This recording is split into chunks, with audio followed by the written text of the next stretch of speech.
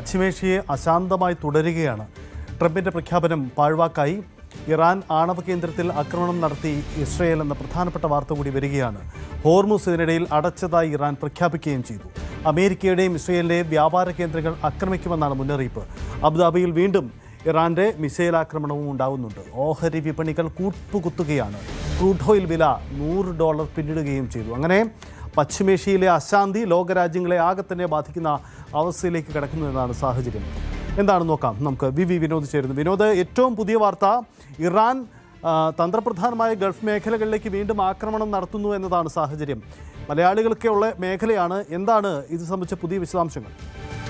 ഇത് ട്രംപിൻ്റെ ഉറപ്പ് പാഴ്വാക്കാകുന്നു, അല്ലെങ്കിൽ അങ്ങനെ ഒരു പ്രഖ്യാപനം പാഴ്വാക്കാകുന്നു എന്നത് തന്നെയാണ്. എല്ലാ ദിവസവും ഇസ്രായേലിൻ്റെ ഭാഗത്ത് നിന്ന് അല്ലെങ്കിൽ സഖ്യസേനയുടെ ഭാഗത്ത് നിന്ന് ഇറാനിലേക്ക് ആക്രമണം ഉണ്ടാകുന്നു. ഇറാനിലെ ആണവ കേന്ദ്രമായ ഖൊണ്ടാവിൽ ഇസ്രായേലിൻ്റെ ആക്രമണമുണ്ടായി. ആണവ വികിരണം ഉണ്ടായിട്ടില്ല എന്നാണ് ഇറാൻ അറിയിക്കുന്നത്.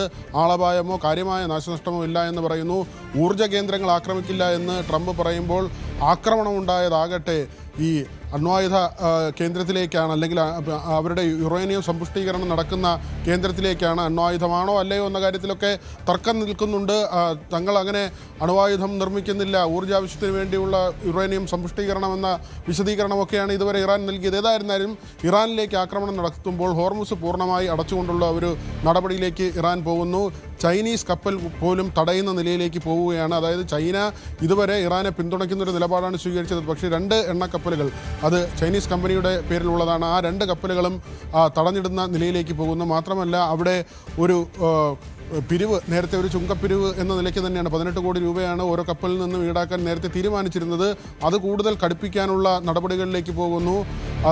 സുഹൃത്ത് രാജ്യങ്ങളുടെ കപ്പലുകൾ വിട്ടുകൊടുക്കുമെന്നൊരു നിർദ്ദേശമുണ്ടായിരുന്നു, അല്ലെങ്കിൽ അങ്ങനെ ഒരു അറിയിപ്പുണ്ടായിരുന്നു ഇറാൻ്റെ ഭാഗത്തു നിന്ന്. പക്ഷേ അതുപോലും മാറ്റിവെച്ചുകൊണ്ട് നടപടികൾ കടുപ്പിക്കുകയാണ്. മാത്രമല്ല അമേരിക്കയുടെയും ഇസ്രായേലിൻ്റെയും വാണിജ്യ കേന്ദ്രങ്ങളെ ആക്രമിക്കുമെന്ന് ഇറാൻ മുന്നറിയിപ്പ് നൽകിയിരിക്കുന്നു. ഏറ്റവും ഒടുവിലത്തെ വാർത്ത, അബുദാബിയിൽ ഇറാൻ്റെ ആക്രമണം ഉണ്ടായിരിക്കുന്നു. 2 ഇടങ്ങളിൽ മിസൈൽ ആക്രമണം ഇപ്പോൾ ഏറ്റവും ഒടുവിൽ സംഭവിച്ചിരിക്കുന്നു. പല ഭാഗങ്ങളിലായി തീപിടുത്തമുണ്ടായിരിക്കുന്നു. ആളപായം റിപ്പോർട്ട് ചെയ്തിട്ടില്ല.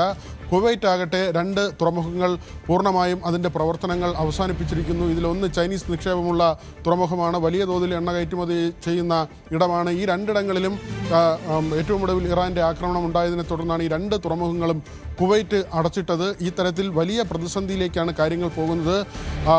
ഈ ട്രംപാകട്ടെ വീണ്ടും പറയുന്നത് ഹോർമൂസ് കടലിടുക്കിനെ ട്രംപ് കടലിടുക്ക് എന്ന പേരിൽ അദ്ദേഹം സ്വയം വിശേഷിപ്പിക്കുകയാണ്. അവിടുത്തെ അധികാരം ഇറാനുമായി പങ്കിടണമെന്ന ആഗ്രഹമാണ് ട്രംപ് ആവർത്തിച്ച് പറയുന്നത്. ട്രംപിനെ സംബന്ധിച്ചും ഇത് സുഖകരമായൊരു കാര്യമല്ല. അമേരിക്കയിൽ ഇടക്കാല തിരഞ്ഞെടുപ്പ് ഹിതപരിശോധന വരികയാണ്. ട്രംപിനെതിരെ റിപ്പബ്ലിക്കൻ പാർട്ടിയിൽ നിന്ന് തന്നെ വലിയ എതിർപ്പുകൾ ഉയർന്നു വരുന്നൊരു സമയമുണ്ട്. അമേരിക്കയ്ക്ക് വലിയ സാമ്പത്തിക ബാധ്യതയാണ് ഈ യുദ്ധം ഉണ്ടാക്കി വെക്കുന്നത്. പ്രതിദിനം 9,000 കോടി എന്ന നിലയിൽ ഏതാണ്ട് 4 ആഴ്ച ആകുമ്പോഴേക്കും 2.5 ലക്ഷം കോടിയിലധികം രൂപയുടെ ബാധ്യത അമേരിക്കയ്ക്ക് ഉണ്ടാകുന്നു. അതുപോലെ തന്നെ ഈ ഭൂഖണ്ഡാന്തര മിസൈലുകളുടെയൊക്കെ ഉപയോഗം അത് രാജ്യത്തെ ആയുധശേഷിയിൽ കുറവുണ്ടാക്കുന്നു. അതും വലിയ ആശങ്ക ഉണ്ടാക്കുന്ന കാര്യമാണ്. ട്രംപ് ആകട്ടെ ഒബാമയും ജോ ബൈഡൻ്റെയും കാലത്തൊക്കെയുള്ള ഭരണങ്ങളെ വിമർശിക്കുകയാണ്. ഇറാന് വലിയ തോതിൽ ഇവർ സാമ്പത്തിക സഹായം ചെയ്തു എന്നൊരു ആക്ഷേപമാണ് ട്രംപ് ഒരു വശത്ത് ഉന്നയിക്കുന്നത്. ഇസ്രായേലിലും ചില ആശയക്കുഴപ്പങ്ങളുണ്ട് എന്ന ചില വാർത്തകൾ പുറത്തു വരുന്നുണ്ട്. മൊസാദിൻ്റെയൊക്കെ വിവരശേഖരണം, അല്ലെങ്കിൽ ബെഞ്ചമിൻ നെതന്യാഹുവിന് മൊസാദൊക്കെ നൽകിയ ഒരു രഹസ്യാന്വേഷണ വിവരം വളരെ പെട്ടെന്ന് തന്നെ ഇറാൻ അസ്ഥിരപ്പെടും എന്നതാണ്. അതായത് ഖമനേയി കൊല്ലപ്പെട്ട് കഴിഞ്ഞാൽ അവിടെ ജനങ്ങൾ തെരുവിലിറങ്ങുമെന്നും അതുവഴി പുതിയ ഭരണകൂടം അവിടെ സൃഷ്ടിക്കപ്പെടുമെന്നും ഒക്കെയുള്ള കണക്ക് കൂട്ടലായിരുന്നു. പക്ഷേ ഖമനേയി ഉൾപ്പെടെ ഏതാണ്ട് 1 ഡസനിലധികം പ്രധാനപ്പെട്ട നേതാക്കൾ കൊല്ലപ്പെട്ടിട്ടും മുസ്തഫ ഖമനേയിയുടെ നേതൃത്വത്തിൽ ഇപ്പോൾ ഇറാൻ അതിശക്തമായി തിരിച്ചടിക്കുന്നു.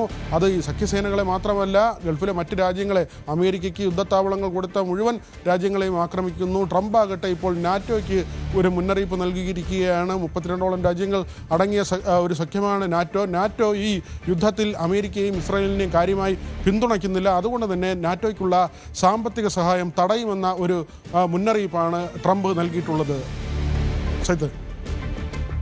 അത് വളരെ പ്രധാനപ്പെട്ട നീക്കം കൂടിയായി പശ്ചിമേഷ്യൻ സാഹചര്യങ്ങളിൽ മാറുന്നു എന്നതാണ് പ്രധാനപ്പെട്ട കാര്യം.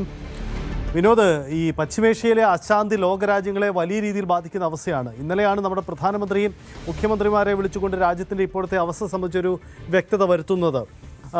ഇന്ധന പ്രതിസന്ധി ഉണ്ടാവില്ല, ബാധിക്കാതിരിക്കാനുള്ള മുൻകരുതലുകൾ നടത്തിയിട്ടുണ്ട് എന്നതാണ്. പക്ഷേ നമുക്കറിയാം ഓഹരി വിപണി ഇന്ത്യയിൽ തന്നെ അത് വളരെ പ്രധാനമാണ്. ഓഹരി വിപണികൾ കൂപ്പുകുത്തുന്നു, ഇന്ത്യൻ രൂപ ഡോളറിനെതിരെ വലിയ രീതിയിൽ ഇടിവ് രേഖപ്പെടുത്തുന്നു.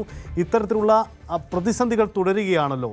അപ്പോൾ ഈ ഇന്ധന പ്രതിസന്ധിയും ഹോർമൂസിൻ്റെ അവസ്ഥയുമൊക്കെ ഇപ്പോഴത്തെ സാഹചര്യം ഇനിയും രൂക്ഷമാകുമെന്ന സൂചന തന്നെയല്ലേ നൽകുന്നത്? ഇത് അടുത്ത മാസം 6 വരെയാണ് താൽക്കാലിക വെടിനിർത്തൽ പ്രഖ്യാപിച്ചിട്ടുള്ളത്. പക്ഷേ ഈ വെടിനിർത്തൽ പ്രഖ്യാപിച്ച ശേഷം ഒരു ദിവസം പോലും വെടിനിർത്തൽ ഉണ്ടായിട്ടില്ല എന്നതാണ് വസ്തുത. ഈ പ്രഖ്യാപനം വന്നതിന് പിന്നാലെ ഓഹരി വിപണികൾ കയറുകയും ഈ രൂപയുടെ മൂല്യം അത് ഉയരുകയും ഒക്കെ ചെയ്തിരുന്നു. പക്ഷേ വീണ്ടും സ്ഥിതി മറിച്ചാകുന്നു. നിരന്തരം ആക്രമണം ഉണ്ടാകുന്നു എന്ന് മാത്രമല്ല, ഊർജ്ജ കേന്ദ്രത്തിലേക്കല്ല, ആണവ കേന്ദ്രത്തിലേക്ക് തന്നെ ഇസ്രായേലിൻ്റെ ആക്രമണം ഉണ്ടാകുന്നു ഇറാന് നേർക്ക്. അതോടുകൂടി ഹോർമൂസ് പൂർണ്ണമായും അടയ്ക്കുന്ന നിലയിലേക്ക് പോകുന്നു.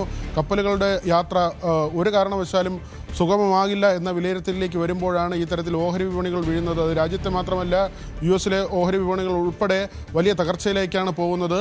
മാത്രമല്ല, ഈ എണ്ണവില, ക്രൂഡിൻ്റെ വില ഇപ്പോൾ $100 മുകളിലേക്ക് പോകുന്നു. 94 രൂപ എന്നത് ഒരു ഡോളറിന് തുല്യമായ 95 രൂപയ്ക്ക് അടുത്താകുന്നു. അങ്ങനെ ചരിത്രത്തിലില്ലാത്ത വിധം ഇന്ത്യൻ രൂപ ഇടിയുന്ന ഒരു സാഹചര്യം ഉണ്ടാകുന്നു. അങ്ങനെ ഇന്ത്യക്ക് മാത്രമല്ല മുഴുവൻ രാജ്യങ്ങൾക്കും പ്രതിസന്ധി ഉണ്ടാകുന്ന രീതിയിൽ തന്നെയാണ് റഷ്യയും അവരുടെ എണ്ണ ഉൽപ്പാദനം കുറച്ചിട്ടുണ്ട്. കാരണം ഉക്രൈൻ്റെ ഭാഗത്ത് നിന്ന് റഷ്യയിലേക്ക് വീണ്ടും ആക്രമണങ്ങൾ ഉണ്ടാകുന്നു. ഈ 2 യുദ്ധങ്ങളും ചേർത്ത് വായിക്കേണ്ടി വരും. കാരണം ഉക്രൈൻ ഇപ്പോൾ സൗദിയെ സഹായിക്കാൻ രംഗത്തുണ്ട്. കാരണം റഷ്യൻ നിർമ്മിത ഉപകരണങ്ങളാണ്, ആയുധങ്ങളാണ് കൂടുതലായി ഇറാൻ ഉപയോഗിക്കുന്നത്. ഇത് പ്രതിരോധിച്ചുള്ള, ഇതിനെ നേരിട്ടുള്ള പരിചയം തങ്ങൾക്കുണ്ട് എന്ന കാര്യമാണ് ഉക്രൈൻ പറയുന്നത്. സെലൻസ്കി ഇതുമായി ബന്ധപ്പെട്ടുള്ള അദ്ദേഹത്തിൻ്റെ ഔദ്യോഗിക വാർത്താക്കുറിപ്പ് പുറത്തിറക്കിയിട്ടുണ്ട്. സൗദിയുമായി ഇപ്പോൾ തന്നെ സഹകരിക്കുന്നുണ്ട്. ഇറാൻ ഉപയോഗിക്കുന്ന ആയുധങ്ങൾ പ്രതിരോധിക്കുന്നതിനും ഇറാനിലേക്ക് ആയുധങ്ങൾ പ്രയോഗിക്കുന്നതിനും സൗദിയെ സഹായിക്കുമെന്നതാണ്. നമുക്കറിയാം, ഇറാനും സൗദിയുമായി വലിയ പോരാട്ടമാണ് നടക്കുന്നത്. അവിടെ വംശീയമായ പ്രശ്നങ്ങളുണ്ട്. അതിനപ്പുറത്തേക്കാണ് ഈ കരയുദ്ധം വേണമെന്ന് സൗദി അമേരിക്കയോട് ആവശ്യപ്പെട്ടിരിക്കുന്നു, ഇസ്രായേലിനോട് ആവശ്യപ്പെട്ടിരിക്കുന്നു. ഇറാനിലേക്ക് കരയുദ്ധം എന്ന ആവശ്യമാണ് സൗദി ഉന്നയിക്കുന്നത്. ആ ഒരു സാഹചര്യത്തിലാണ് ഇങ്ങനെ ഉക്രൈൻ്റെ സഹായം കൂടി സൗദിയിലേക്ക് വരുന്നത്. സജിത്ത്, നമുക്കിവിടെ ഒരു കാര്യം പറയാനുള്ളത്, ഈ ലോക യുദ്ധങ്ങളുടെ സ്വഭാവത്തിലേക്കൊക്കെ ഇത് കടന്നില്ലെങ്കിൽ പോലും ലോകം 2 ചേരിയായി മാറുന്നു, അല്ലെങ്കിൽ 2 പക്ഷത്തേക്ക് ലോകരാജ്യങ്ങൾ മാറുന്നു. അവരുടെ താല്പര്യങ്ങൾ ഊന്നി നിർത്തുന്നു. പാകിസ്ഥാൻ ഇതിൽ മധ്യസ്ഥ ചർച്ചയ്ക്ക് വേണ്ടി വരുന്നൊരു സാഹചര്യമുണ്ട്. അവിടെ ഇസ്രായേലിനൊരു മുന്നറിയിപ്പ് പാകിസ്ഥാൻ കൊടുക്കുന്നു. അവരുടെ നയതന്ത്ര ഉദ്യോഗസ്ഥരെ തൊട്ടാൽ കളി മാറുമെന്നൊരു വാദം പാകിസ്ഥാൻ പറയുന്നുണ്ട്. പക്ഷേ എത്രമാത്രം അത് ശരിയാകുമെന്നൊക്കെ നമുക്ക് പരിശോധിക്കേണ്ട കാര്യമാണ്. പാകിസ്ഥാൻ്റെ സൈനിക ശേഷിയൊക്കെ നമുക്ക് പരിശോധിക്കേണ്ട കാര്യമാണ്. എങ്കിൽ തന്നെ സൗദിയുമായി അടുത്ത കാലത്ത് പാകിസ്ഥാൻ സൈനിക സഖ്യത്തിൽ ഏർപ്പെട്ടിരുന്നു. പാകിസ്ഥാൻ ആണവരാജ്യമാണ്, സൗദിക്ക് അതില്ല. അതുകൊണ്ട് തന്നെ അവർക്ക് സമ്പത്തുണ്ട്. അങ്ങനെ ഒരു സൗഹൃദത്തിലേക്ക് പോകുന്നു. പക്ഷേ സൗദിയും ഇറാനും തമ്മിൽ തർക്കമുണ്ടാകുമ്പോൾ അതിൽ ഇറാനെ ഒരു പരിധിക്കപ്പുറം വിറപ്പിക്കാൻ കഴിയാത്ത സാഹചര്യത്തിലും ഉണ്ട് പാകിസ്ഥാൻ. കാരണം 1000 കിലോമീറ്ററിലധികം ഇറാനുമായി പാകിസ്ഥാൻ അതിർത്തി പങ്കിടുന്നുണ്ട്. അങ്ങനെ ഒരു സാഹചര്യത്തിൽ ഈ നയതന്ത്ര ചർച്ച അല്ലെങ്കിൽ സമാധാന ചർച്ച പാകിസ്ഥാൻ എത്രമാത്രം മുന്നോട്ട് കൊണ്ടുപോകാൻ കഴിയുമെന്ന ചോദ്യമൊക്കെ അവശേഷിക്കുന്നുണ്ട്. യൂറോപ്പിലാകട്ടെ പല രാജ്യങ്ങളിലും ഇന്ധനത്തിന് വില കൂട്ടിയിട്ടുണ്ട്. ഇന്ത്യയിൽ നയാര എണ്ണ കമ്പനി ഇതിനകം തന്നെ പെട്രോളിന് 5 രൂപ കൂട്ടുന്ന നിലയിലേക്ക് പോയി. ഇപ്പോൾ തന്നെ നമ്മുടെ എക്സൈസ് തീരുവയിൽ കേന്ദ്രം കുറവ് വരുത്തിയിട്ടുണ്ട്. പക്ഷേ വിൽപ്പന വിലയിൽ ആ കുറവ് പ്രതിഫലിക്കില്ല. കേന്ദ്രത്തിന് ലഭിക്കുന്ന, സർക്കാരിന് ലഭിക്കുന്ന വരുമാനത്തിൽ വലിയ കുറവുണ്ടാകും. ഏതാണ്ട് 1.5 ലക്ഷം കോടിയോളം രൂപയുടെ കുറവാണ് രാജ്യത്തിന് സംഭവിക്കുക. ഒരുപക്ഷെ $140 മുകളിലേക്ക് ബാരലിന് ക്രൂഡ് ഓയിലിൻ്റെ വില പോയാൽ ഉറപ്പായും വില കൂട്ടേണ്ടി വരും. വലിയ പണപ്പെരുപ്പ് അല്ലെങ്കിൽ വിലക്കയറ്റത്തിലേക്ക് കാര്യങ്ങളെ കൊണ്ടുപോകുന്ന നിലയിലേക്ക് സാഹചര്യം മാറാനുള്ള ഇടയുമുണ്ട്. അതാണ് പ്രധാനപ്പെട്ട കാര്യം. ഇതിനിടയിൽ ഹോർമുസ് കടലിടുക്ക് വഴി ഒരു ഇന്ത്യൻ കപ്പൽ കടന്നു വരുന്ന വാർത്ത കൂടിയുണ്ട്. 2 ഇന്ത്യൻ കപ്പലുകൾ കടന്നു വരികയാണ്. ഇന്ത്യൻ നേവി ഇതിന് എല്ലാവിധ സപ്പോർട്ടും നൽകിക്കൊണ്ടും രംഗത്തുണ്ട്. ആ രീതിയിൽ കൂടി പുരോഗമിക്കുകയാണ് സാഹചര്യം. എന്തായാലും നമ്മൾ സൂചിപ്പിച്ചതുപോലെ അന്താരാഷ്ട്ര സാഹചര്യങ്ങൾ നിർണായകമാണ്. ലോകരാജ്യക്രമങ്ങളെ ആകെ തന്നെ ബാധിക്കുന്ന അവസ്ഥയിലേക്ക് ഈ പ്രശ്നങ്ങൾ മാറി എന്നതാണ് അവസ്ഥ.